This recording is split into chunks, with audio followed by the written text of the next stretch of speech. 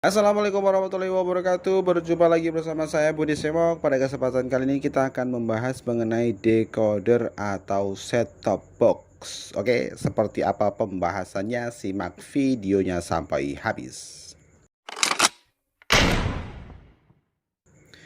Oke, terima kasih sudah klik video ini, sudah bergabung bersama kami. Jangan lupa subscribe dan juga nyalakan lonceng notifikasinya. Dan jangan lupa juga sholat bagi yang belum sholat. Nah, set-top box itu apa? Terus kenapa kita harus pindah atau kita harus beli set-top box atau beli decoder ini?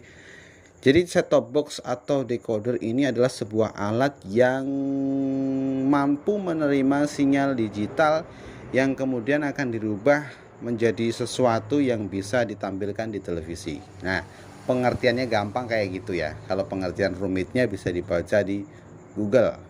Kayak gitu ya. Intinya adalah dia sebuah alat yang bisa menangkap sinyal digital, kemudian memprosesnya dan ditampilkan di televisi. Kayak gitu. Nah, kenapa kita harus beli set-top box atau decoder ini? Karena berdasarkan peraturan pemerintah itu pada akhir tahun 2002 siaran TV digital itu akan menggantikan atau menggeser siaran TV analog kayak gitu. Makanya kita harus mempersiapkan diri kita mulai dari sekarang pindah ke siaran TV digital. Selain itu, siaran TV digital itu juga lebih menguntungkan karena kualitas gambarnya lebih bagus, visualnya lebih bagus, kualitas suaranya juga lebih bagus kayak gitu. Dan juga bisa mencangkup lebih banyak channel baik dari dalam negeri maupun dari luar negeri. Sebagai contoh misalkan Trans TV, Trans 7 di beberapa daerah itu menggunakan antena biasa nggak muncul, tapi ketika kita menggunakan decoder atau set-top box ini bisa muncul walaupun juga pakai antena biasa kayak gitu ya. Nah, untuk itu kita harus mengetahui juga jenis-jenis set-top box yang harus kita ketahui sehingga kita nggak salah beli kayak gitu ya, sehingga kita nggak salah membeli set-top box. Baik, kita akan masuk ke set-top box atau decoder yang pertama. Decoder yang pertama ini adalah decoder satelit.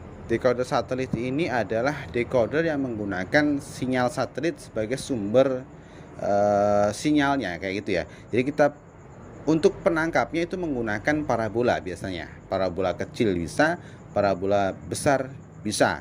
Nah, biasanya juga untuk decoder satelit ini kita nggak bisa pasang sendiri karena ya walaupun nggak berlangganan tiap bulan, tapi kita harus bayar di muka biasanya ya untuk mendaftarkan decoder kita ke salah satu penyedia jasa TV satelit.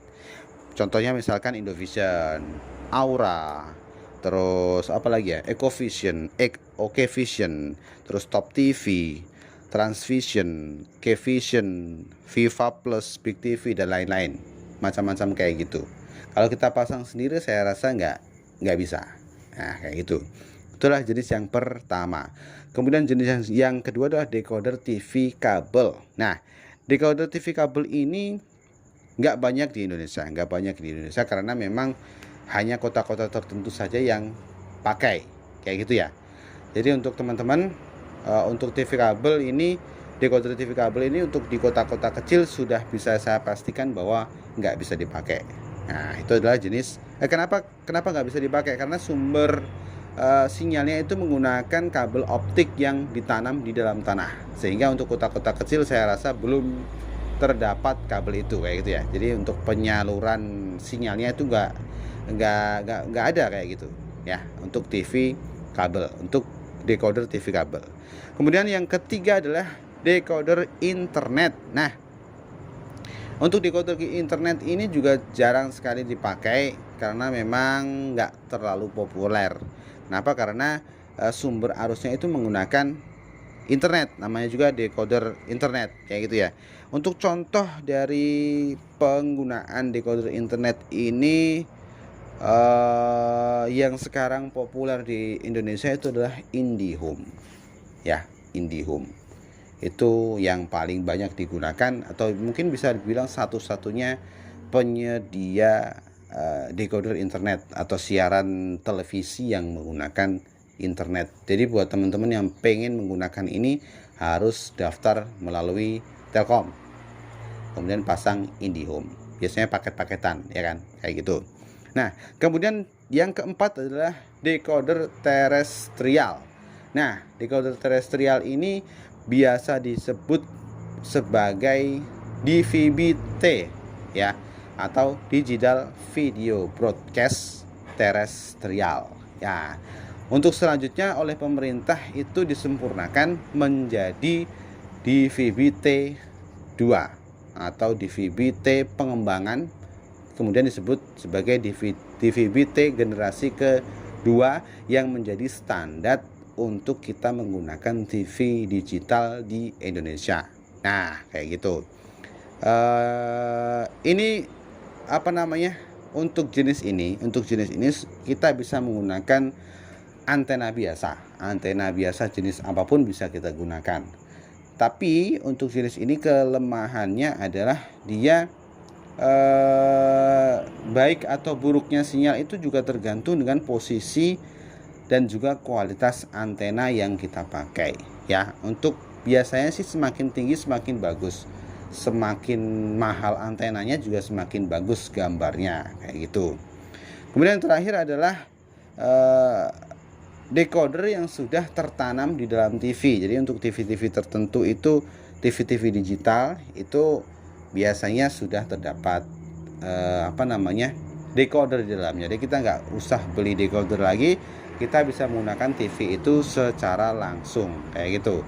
Jadi untuk teman-teman yang sudah punya TV digital yang bagus, ya nggak usah beli decoder lagi, tinggal kita colok-colok saja sudah oke. Nah, kemudian kalau kita mau pasang, kalau kita mau beli misalkan, itu pilih yang nomor berapa kayak gitu ya. Pilihannya yang pertama, yang paling murah dan yang paling populer itu adalah yang nomor 4, yaitu decoder terestrial. Kenapa? Karena biasa menggunakan antena biasa dan juga sudah cukup bagus, kualitas gambarnya sudah cukup bagus. Untuk yang nomor 2 itu adalah decoder satelit, ya. Decoder satelit ini cukup murah. Untuk di daerah Jawa Timur itu kisaran harga 700 ribuan, 500 sampai 700 ribuan, tergantung dengan daerah masing-masing, kayak gitu. Itu sudah kita mendapatkan beberapa channel luar negeri, dan juga kita mendapatkan keseluruhan dari channel nasional. Jadi buat teman-teman yang mau pasang itu sudah cukup lah. Kalau mau berlangganan, misalkan kita mau pengen tambah Fox Sports, terus Fox Movies, itu bisa. Itu kita berlangganan, kayak gitu. Kemudian bisa juga kita pilih decoder internet, kita pakai IndiHome, itu juga bisa. Itu nomor 3. Kemudian yang lainnya seperti TV kabel itu saya rasa bukan rekomendasi karena memang sulit.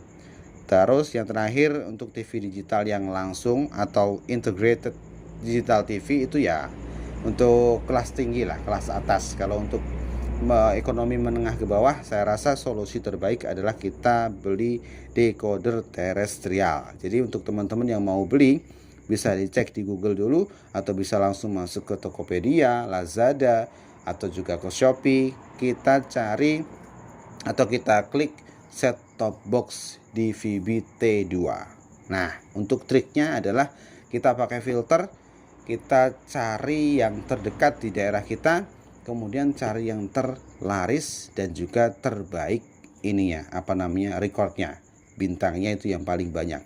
Itu saya jamin kalau terlaris dan bintangnya bintang 5 misalnya, atau bintang 4,5 atau 4, itu berarti kualitas decoder atau set top boxnya itu adalah kualitas yang bagus. Nah, tinggal kita sesuaikan saja dengan budget yang kita punya. Otomatis semakin mahal itu juga akan semakin bagus, ya kan? Harga tidak akan berbohong, kayak gitu ya.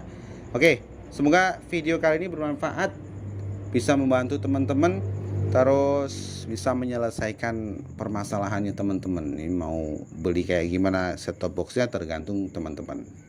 Sudah saya jelaskan dari awal sampai akhir tadi. Oke, terima kasih. video ini saya akhiri, semoga bermanfaat. Jangan lupa subscribe dan juga nyalakan lonceng notifikasinya, dan jangan lupa juga sholat bagi yang belum sholat. Bagi yang belum jelas atau kurang jelas bisa ditanyakan di kolom komentar. Insya Allah dengan senang hati akan saya jawab. Terima kasih. Assalamualaikum warahmatullahi wabarakatuh.